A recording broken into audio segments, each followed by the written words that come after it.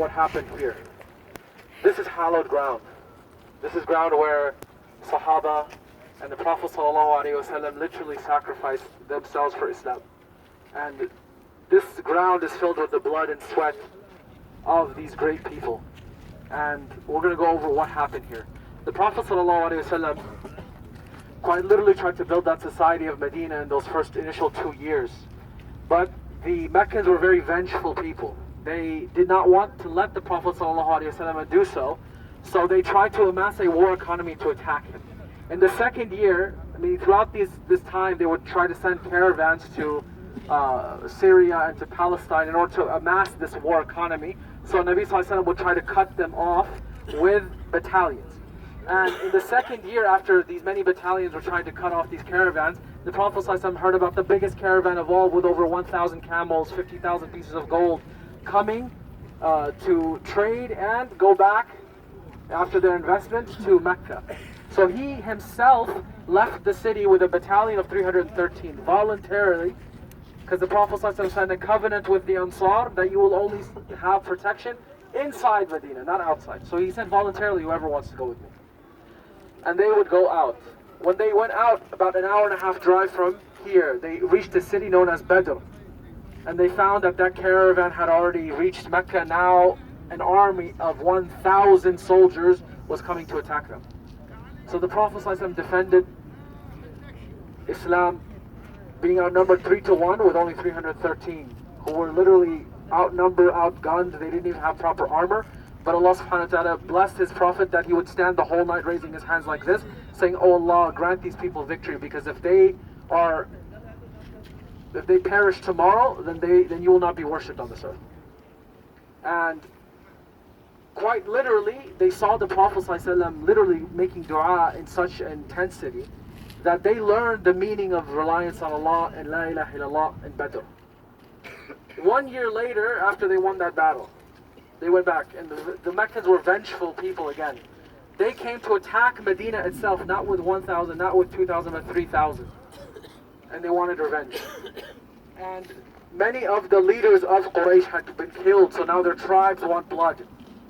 Like Abu Jahl, like Shayba, like Rabi'a, like Umayy ibn Khalaf, etc. So they came to attack the city of Medina here. And when they came to attack, the Prophet ﷺ now was tasked to defend the city of the Prophet ﷺ, and they came out to its northern border and entrance. This mountain in front of you is the mountain of Uhud. This marks the northern border of Haram Madani. And it starts from all the way over there and it goes all the way around. The whole mountain range is Uhud. Such a beautiful, majestic mountain, especially at night, because you get to see it grown up in this beautiful light. The Prophet ﷺ said about this mountain that it is a mountain from paradise. And they came here to its northern border. Why? Because Medina was naturally protected from the east and the west by lava fields, extinct lava fields, from active volcanoes thousands of years before.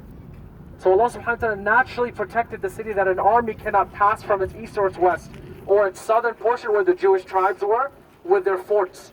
So the only access they had was from the northern part of the city, and this a giant opening that you see with a lot of roads. You see, like, if you can picture from a bird's eye view, there's this huge opening. There's a lot of buildings here. There's no mountains. This was the opening from the city, so that's why the battle took place here in the north. So the Prophet ﷺ came here with 1,000. And right when they reached here, obviously the hypocrites, what do they do best? In the times of need, they evacuate. So they told the Prophet ﷺ, with the leader of them, Abdullah ibn Ubay as-Salul, "You just want to get us killed, we're going back home." And then he took not only 1/3 of the army, 300 soldiers, but 300 special forces. These guys were on horses. And he took them back and they turned around. What had happened? The entire army became kind of demoralized. Now you're already outnumbered 3-1. There's 3,000 about to come attack, and now you're left with 700. These are human beings. They felt just like you and I, so they were really just starting to get afraid. When the Prophet ﷺ finally came here, he made the camp. And he set up the battle battalions. He put 70 archers on top of this mountain, which you're standing on right now. This is the mountain of the archers right here. It's called Jabal Aynain. The small mound was a mountain 3 to 4 times larger at the time of the Prophet ﷺ. Okay? Why are you like, this is easy, somebody just climb over it, right? It was much bigger. In fact, there was 3 castles on top of this mountain. That's how big it was. I have pictures of it. So this mountain was 3 to 4 times larger. He put 70 archers on here to watch their backs. What does that mean? The Prophet ﷺ set up the battalion like so. So 70 archers on top of this mountain, which was much larger, and then one in the middle, and then one in the out towards that side of the mountain of Uhud. So this ridge that's between this mountain and that beginning part of the mountain of Uhud is where they would face the army of the Quraysh Meccans from that side. So the Quraysh Meccans would come from this direction exactly. You can't see at night because of the mountains are covered, but there's a valley where those date palm tree farms are. They came from that exact valley. So they camped at that exact farm, and there's a well, they drank from there, and then 3,000 soldiers came from that area, and the battlefield is right in front of you right here. This area right here is where the battle took place. The Prophet ﷺ before this, to increase the morale of the army, what he did is he said, I'm going to give my sword today to someone who will use it properly, who will establish its haqq. So everyone got excited. The sword of the Prophet ﷺ. So Abu Bakr got up, he's like, of course it's going to be me, I'm Abu Bakr, right? Umar's like, I'm Umar, I'm going to get it. And Ali's like, I'm Ali radiallahu anh, طبعا, I'm going to get it. So the Prophet ﷺ called out the name of a warrior that was well known amongst the Ansar. His name was Abu Dujana. And Abu Dujana was a very interesting person. He was very famous for something. He was known to be like a warrior's warrior. So he came to the Prophet ﷺ and the Prophet ﷺ said to him, are you going to use it and give it its right? And he said, yes, Ya Rasulullah. So he said, I will give it to you only if you give it its right. And he gave it to him, and Abu Dujana had like this game time dance. He had this famous thing that he would do. So he had something called Isabatul Maut, the bandana of death.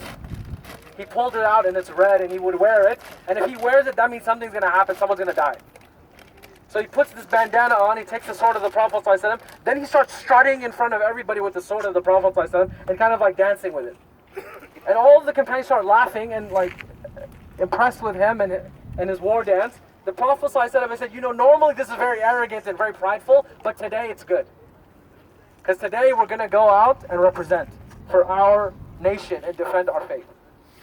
So when he did that, Abu Dujana kind of raised the morale of everybody, because the entire army was so proud that they had the sword of Rasulullah ﷺ, and it was being represented by one of the companions. And then they split up the army. The army came, the first thing that usually happened at that time was Mubaraza, which means a duel. So the strongest warrior from that side would come to face the strongest warrior of the Muslims on this side. And the strongest warrior was on a horse, his name was Talha bin Abi Talha. He starts yelling, who wants to lose their family? Who wants their mother to lose their son? Come out, meet me if you're a man. And nobody went out initially. Until Zubair radiallahu anhu, the famous companion of the Prophet ﷺ, who was the first one to unsheathe his sword in Islam, he's the first one to come out. And this man's screaming and yelling like a prideful goat, okay, on his horse. And he's screaming, but the Prophet ﷺ's companion, Zubair radiallahu anhu, is walking with the sword on his side. And he's walking very slowly to him. It's like pitch silence and everybody's watching. As he gets 5 meters from him, as Zubair lunges, takes this guy off his horse and ends it right there. And takbirat yell out from the side of the Muslims. Takbir, Allahu Akbar, Takbir, Allahu Akbar. And the battle starts. When the battle starts, the Muslims fought this battle in a strategy that the Qurayshis had never seen before. The battle at that time was by hujum, which means there's a flag. You raise the flag, you go, the flag comes down, you come back. There is no WhatsApp, satellite, there's no walkie-talkie, hey guys, let's regroup. It's by the flag. So the flag, the raya goes up, that means everybody's attacking. If it goes down, that means everybody regroups, and then the flag goes up again. Except the Muslims, they didn't fight this way. They just went, they lined up, as Allah says, Allah loves those who believe in Allah. They line up in battle like they line up in prayer. In lines, when they're said to go, they go, and that's it. So it seemed like there's waves of them just coming, one after the other, until they started to push them back. They lost massive casualties. There was just massive miscommunication. The flag bearers are gone. They killed the flag bearers of the Quraysh, and they're just pushing them back. And as this is happening, it seems very likely the Muslims are winning. And who would have thought? 700 versus 3,000. And they're pushing them back. And as this happens, the archers who were told by the Prophet ﷺ, do not come off of this mountain until I give you word. Do not come off of this mountain even if you see scavenger birds pecking on our dead bodies. They thought the battle was over. And they saw war booty on this battlefield. They saw shields made out of gold. They saw the butts of swords that were made out of gold and silver, so they went to go get their prize. And the leader of the archers told them, don't disobey the Prophet ﷺ, stay on the mountain. They said the battle's over. And they came off of the mountain. And as they came off of the mountain, the greatest general in human history, who was not Muslim at that time, was on the opposite side. With the special forces, he had 200 to 300 horses right behind this white building right here. Just right behind it, that was Khalid bin Walid. He went down the valley. He went around this mountain. Then he came and he killed the archers that were on the battlefield. And he attacked the Prophet ﷺ from behind. And then the opposite side of the Qurayshis attacked him from the front. And exactly what the Prophet ﷺ did not want to happen, happened. And that is being crushed from two different sides. And in this battle, just chaos ensued. Nobody knows what's going on. And they hear now that the Prophet ﷺ is dead. The flag bearer at that time was a companion by the name of Mus'ab ibn Umair radiallahu anhu, who was the diplomat or ambassador to Islam, that because of him and Allah subhanahu wa ta'ala's guidance, most of the people in Medina accepted Islam, and they're the ones who gave pledge to the Prophet ﷺ. This was a young man who accepted Islam, and he was so rich. You know how you say you wear Italian shoes? This guy wore Yemeni shoes, Yemeni clothes. That was clothes for kings at that time. And he lost everything when he accepted Islam. His parents and his mother particularly had him kicked out. So he lost everything. And he was one of the ambassadors. He was the flag bearer on that day. He did not want the flag to just drop. So when he was being attacked, they cut off his right hand. And he grabbed the flag with his left. Then he cut off his left hand. Then he wanted to grab what was left of his hands. Radiallahu anhu arda. And then finally they killed Mus'ab radiallahu anhu arda. And the flag fell. And when the flag fell, Mus'ab actually looked like the Prophet ﷺ, and some scholars say they just wanted to create even more panic. So they started to yell and saying, the Prophet is dead, Muhammad is dead. When the companions heard that in the battle, there's a group of them that just put their weapons down out of just shock. Another group that ran, and another group that were just literally in a state of tears fighting and defending still, but in absolute shock. And it seemed almost as if the entire battle was just going to implode on the Muslims and they were going to be killed entirely. Until one of the companions, Anas ibn Nadr, said, what is wrong with you all? Why don't you die for the reason why Rasulullah ﷺ died for? And he said, I swear that I smell the scent of Jannah behind the mountain of Uhud. And he runs into the battlefield and he's killed, and they said no one could recognize his body except his sister they had to bring from Medina. From his hands they recognized him because he had over 80 wounds on his body. And then they found out later that the Prophet ﷺ was being attacked. And there was only 12 Ansar around the Prophet ﷺ as they were trying to retreat.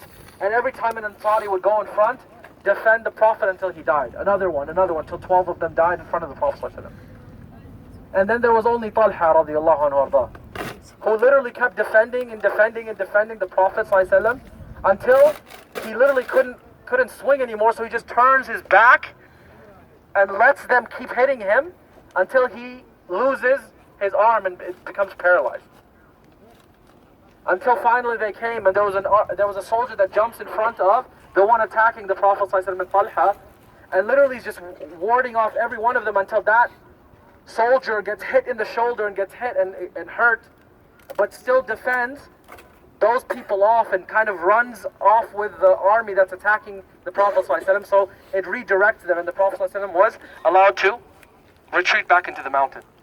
After the battle was over, the Prophet ﷺ asked the soldier, who was that soldier? I couldn't see them because they had their face covered. I want to see them to thank them for what they had done. And when she came, she uncovered her face, and it was Ammara radiallahu anha. Ammara was one of the women who defended the Prophet ﷺ and fought in the battle. And it was a woman who defended Rasulullah ﷺ. In fact, that the scholars mentioned even that she had, because of that wound in her shoulder, took off a chunk of her shoulder off. And, obviously women, subhanAllah, they would make fun of her for it. So the Prophet ﷺ said, tell them about a shoulder that saw Jannah on that day, when they defended Rasulullah ﷺ with it. So she would kind of boast about it. Alhamdulillah. So, the Prophet ﷺ at this point, he was thrown into a ditch, and they tried to attack him, and they struck the Prophet ﷺ over his head. And they struck the Prophet ﷺ over his shoulder. And his armor plate from his head struck his cheeks and got stuck in his cheeks and broke his molar tooth, and he started to bleed, alayhi salatu wasalam.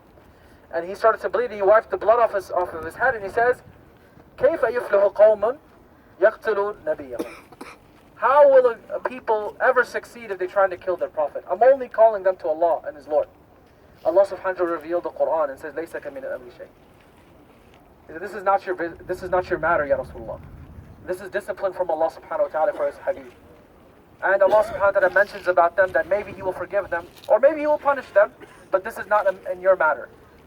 And then the Prophet sallallahu alaihi wasallam raised his blessed hands and he said, Allahumma hdi qawmi fa innahum ya'lamun. Oh Allah, guide my people because they do not know. This is while they're trying to kill him. This is not just like, protest. This is while somebody's attacking you. The Prophet sallallahu alaihi wasallam made this dua, alayhi salatu wasalam. And then they climb up the mountain of Uhud. And the battle is over because they have now higher ground, and they tried to follow them. In this battle also, while this was going on, the daughter of one of the leaders of Quraysh, who was killed in Badr by the Prophet ﷺ's uncle Hamza, is in this battle. She hires an assassin who was a slave by the name of Wahshi. And she said to him, all you have to do is look for Hamza and kill him. He killed my father. So just kill him. That's all you have. That's your business. When you kill him, you're free. So Wahshi, he comes and he finds Hamza and he throws a spear into his stomach. And he kills Hamza radiallahu anhu. Then he literally cuts off his ears and his nose and his tongue. And he puts it as a necklace and gives it to her. And she comes and she slits him open. And this is graphic, but this is true. Then she literally takes from his liver and eats it out of vengeance and revenge.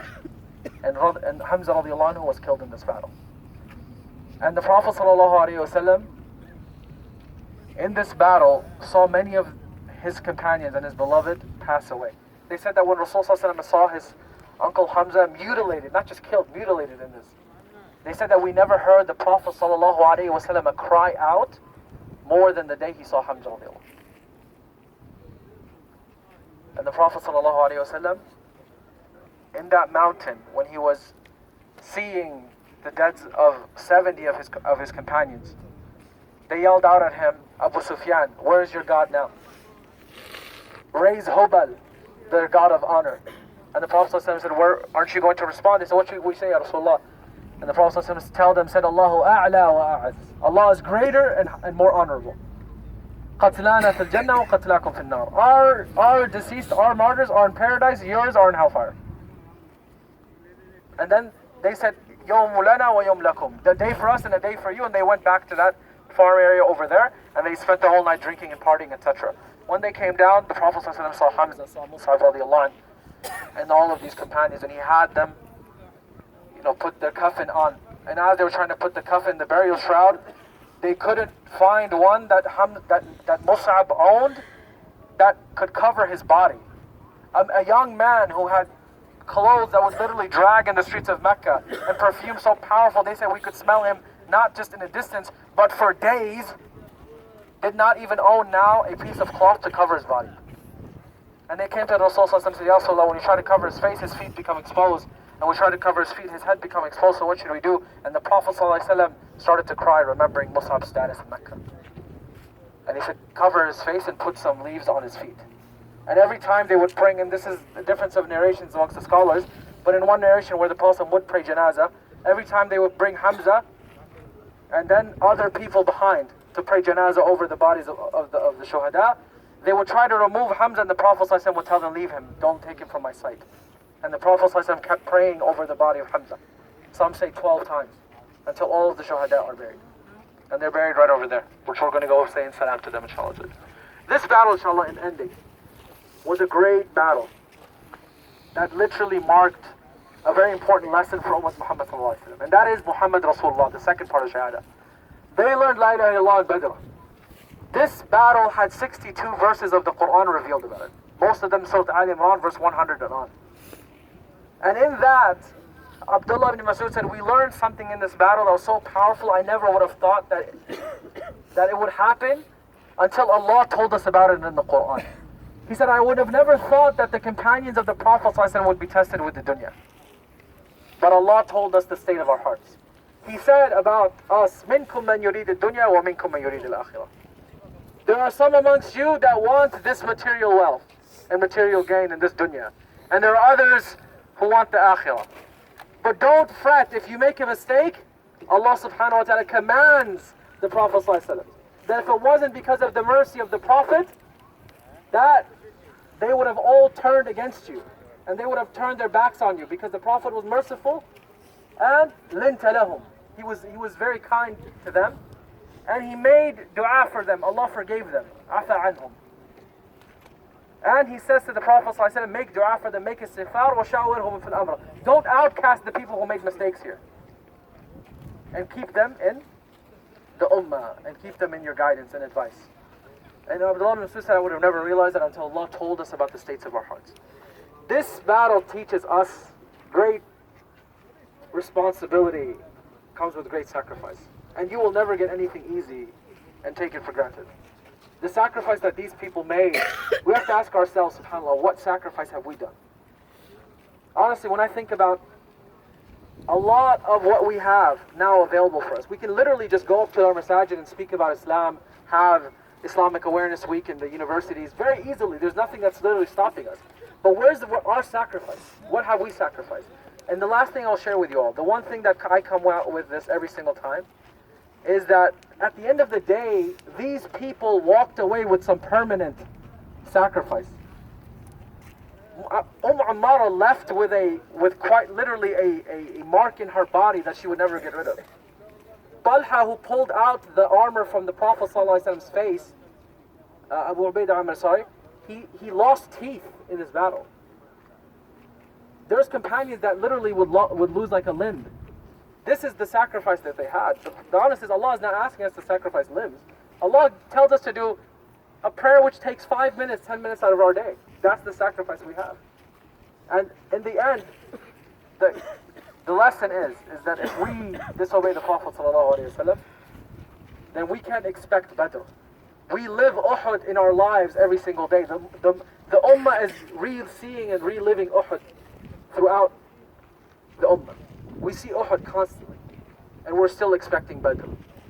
So until we can overcome ourselves, and we can understand what it means to sacrifice for this deen, in the obedience of the Prophet ﷺ, we will see Uhud replaying over and over again.